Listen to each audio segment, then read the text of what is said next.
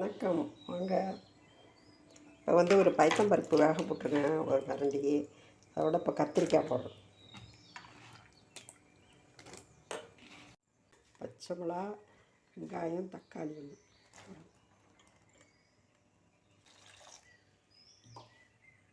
இது மிளகாத்தூள் போடுறேன் பாருங்கள், சாம்பார் மிளகாத்தூள். ஒரு புளி ஊற்றும். இது இட்லிக்கு தான்.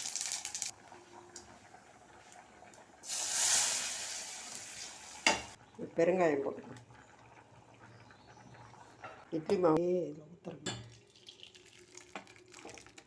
போட்டு இப்போ வச்சுருக்கேன் பாருங்கள். இதை இப்போ இந்த குஸ்து பொடி பண்ணி வச்சுருக்கேன் நான் வீட்லேயே.